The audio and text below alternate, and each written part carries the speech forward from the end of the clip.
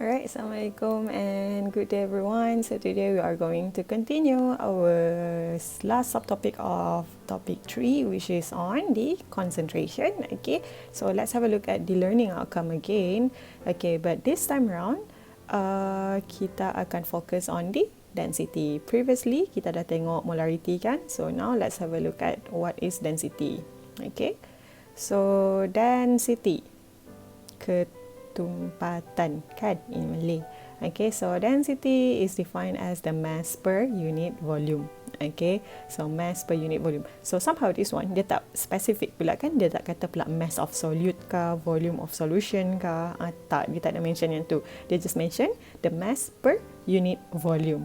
Okay, so this is the formula then. If we daripada dia punya definition tu, kita convert dalam bentuk formula, so you will get this. Okay, and untuk density usually kita pakai row sign lah, yang row sign kat atas ni, yang macam P ni, ini dipanggil row sign. Okay, so unit would be in gram per centimeter cube ataupun gram per milliliter, meaning the mass is usually dalam bentuk gram. Okay, ini dalam bentuk gram, and volume pula usually dalam centimeter cube ataupun milliliter. So kena be careful lah kan, compared to kalau molarity tadi, molarity we need to use in liter. Okay, however for density we are going to use in centimeter cube or milliliter.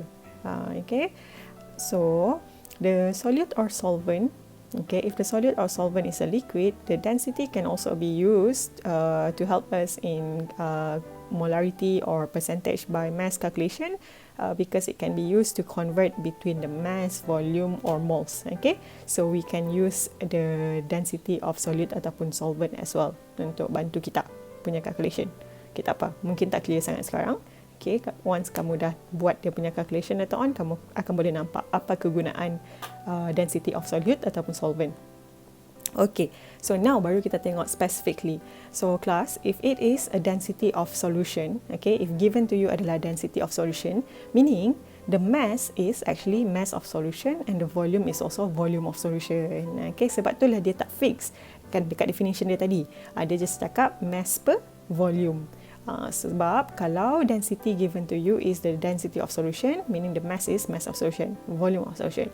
Meaning, if the density is density of solvent class, meaning the mass is untuk mass of solvent, volume tu pula adalah untuk volume of solvent juga. Okay. And lastly, if we have the density of solute, meaning the mass is mass of solute and volume yang kita guna pula adalah volume of solute. Okay. So dekat sini sebenarnya yang penting adalah daripada soalan, kalau diberi dekat kamu density, yang penting adalah untuk kamu identify whether the density given to you is actually solute, solvent or solution. Okay, antara tiga tu, itu yang penting sebenarnya. Kamu kena identify yang mana solute, solvent, solution. Okay, and one thing you should know is, okay, the mass of solution is basically equals to the mass of solvent plus mass of solute. Okay, meanwhile volume of solution pula is equals to volume of solvent plus volume of solute. Okay, so kamu boleh tengoklah apa relationship antara solution, solvent dengan solute sebenarnya.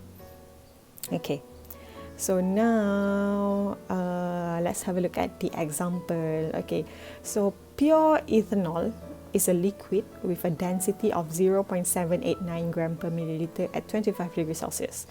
So calculate the mass of 20 ml of ethanol. Okay, so class kat sini given to you, tapi yang ni tak ada kaitan sangat lah, tapi sebenarnya pure ethanol ni is actually solute lah sebenarnya. Okay, pure ethanol meaning there's no water inside. So kalau tak ada water, dia bukan solution. So ethanol itself, the pure ethanol itself is considered as solute sebenarnya. Okay, so given to you that the density of ethanol, so kita keluarkan info, density ethanol adalah bersamaan dengan 0.789 gram per milliliter. Okay, and what you have to do next is to calculate the mass of 20 ml of ethanol. So you have been given the volume of ethanol. Okay, so volume of ethanol kat sini pula adalah 20 ml. So this one is very straightforward lah kan. Okay, daripada sini kamu boleh figure out the mass of 20 ml of ethanol ni. So apa yang kamu kena buat? So we know that density of ethanol, formula dia adalah mass of ethanol, okay, divide by volume of ethanol. Gunalah pembaris. Miss tak ada pembaris untuk ni. So Miss tak guna pembaris. Guna pembaris. Okay, so what you have already is the density of ethanol. You have the ethanol punya volume. Okay, so rearrange. So you will get that mass of ethanol adalah bersamaan dengan density of ethanol darab dengan volume of ethanol. So what we have to do now is just insert the value inside. Okay, so always double check sama ada unit ni adalah sama ke tidak. Okay, so since density kita gram per milliliter in milliliter kat sini, make sure the volume given to you is also in milliliter. Kalau dia bagi kamu liter, meaning kamu kena convert lah, darab dengan 1000 baru kamu dapat milliliter. Okay, so tapi since unit dia dah sama je, so tak perlulah nak convert. 0.789 gram per milliliter darab dengan 20 milliliter. So milliliter kita boleh cancel out. Okay, and then use your calculator. Darab 20, so you get 15.78 gram. Jangan lupa unit. Okay, jangan lupa unit. Alright, settle. As simple as that. Okay, tapi try this question. Adakah Miss nak bagi simple? Of course tidak. Okay, Miss takkan bagi kamu simple sangat. Jadi, for try this 7.0, kamu kena relate balik juga dengan video yang kamu dah belajar pasal molarity. Okay, Miss kaitkan antara molarity dengan density sekarang ni. So, kamu kena guna info yang kamu belajar hari ni daripada video density ni. Kamu kena guna info yang kamu belajar daripada previous video on molarity. And also, kamu kena guna juga info yang kamu dah tahu waktu kamu belajar 3.1 pasal number of mole. Okay, ada kaitan kah? Yes, ada kaitan sebenarnya. Okay, jadi now Miss tolong kamu. Okay, so Miss tolong kamu. So pure acetic acid CH3COOH is known as glacial acetic acid. Is a liquid with a density of 1.049 gram per milliliter. Okay, so you have a density of CH3COOH dekat sini, a pure acetic acid. Pure glass, pure, dia guna pure. Bermaksud ini adalah solute, solvent ataupun solution. It is a solute. Okay, ini adalah solute. So kamu tahu density dia adalah 1.049 gram per milliliter. Jadi kalau ini adalah density of solute, bermaksud formula untuk this particular density is equals to mass of solute divide by volume of solute. Kena be careful kat situ. Okay, and then kamu pula diminta untuk calculate the molarity of a solution of acetic acid. Okay, so now you need to calculate the molarity of a solution. Okay, so kamu tahu kalau nak cari molarity solution ni, bermaksud kamu perlukan mole of solute and also volume of solution. Okay, dua ni yang kamu perlukan. Tapi kamu tak nampak lagi kan? Okay, so tak apa, kita tengok jap. By dissolving 25 ml of glacial acetic acid. Oh, okay, so sama ada bagi volume. Volume siapa? Glacial acetic acid.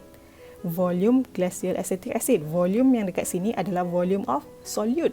Okay, so volume solute pula dia bagi dekat kamu 25 ml. Okay, and then in enough water to make a 250 ml solution. So somehow another info given to you, volume of solution, which is equals to 250 ml. Okay, and then settle. Habis dah. Okay, so ada 3 info yang dia bagi kat sini. 1, 2, 3. Ada satu lagi info sebenarnya dia bagi, which is ni. Dia bagi molecular formula. Daripada molecular formula, kamu boleh figure out molar mass of kita punya acetic acid. Okay, jadi kelas, kamu dah ada volume of solution. Okay, volume solution ni ada, tapi mole of solute kamu tak ada. But then you have been given info dekat sini. Okay, so in order untuk tahu mole of solute, apa yang kamu perlu adalah mass of solute dahulu. So you need to figure out the mass of solute daripada sini. Miss tak tunjuk lah, Miss main cakap ini. Kamu kena figure out sendiri macam mana nak solve this question later on. Okay, so Mrs. boleh cakap, kamu boleh figure out the mass of solute daripada benda yang Miss tengah bulatkan ni. Okay, and then you can look for the mole of solute later on. once kamu dah calculate the molar mass of this one. Miss bagi hint macam tu je. Okay, so try lah nanti jawab. Okay, as long as macam Miss pesan before this, as long as you use 4 decimal places throughout your calculation, you should be able to get the answers macam ni. Okay, so this is actually final answer kan. Final answer Miss ni Miss bagi dalam 4 decimal places, but Miss pernah cakap before this, if you want to leave final answer with 2 decimal places pun boleh je, tak ada masalah, tapi Miss saja dia bagi spesifik dekat sini. Okay, so try to figure out the solution, and then make sure you label properly apa benda yang kamu tengah kira tu, itu satu, and then please keluarkan formula kalau perlu. Okay, formula tu sangat membantu. Sometimes kalau kamu tersalah insert value pun, at least ada formula tu, boleh lagi dapat markah kat situ nanti. Okay, alright, so that's all untuk try this. So only one question for density ni.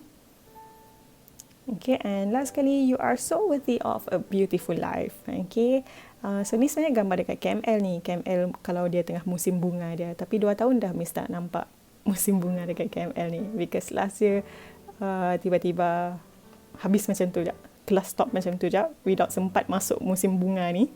Okay, so Miss tak sempat nak tengok. Lepas tu this year pun somehow waktu dia tengah berbunga tu, kami semua work from home. So Miss tak ada tengok juga musim bunga dekat KML tahun ni. So hopefully next year kita dapat tengoklah musim bunga dekat KML ni. Okay, so you are so worthy of a beautiful life, people. Okay, you need to remember that. Okay, so just because the past didn't turn out like you wanted it to, okay, tapi jangan risau, because it doesn't mean your future cannot be better than what you imagine. Okay, so jadikan yang dah lepas tu sebagai pengajaran. Just try to do your best now. Okay, for a better future. Okay, alright, itu saja. Bye-bye.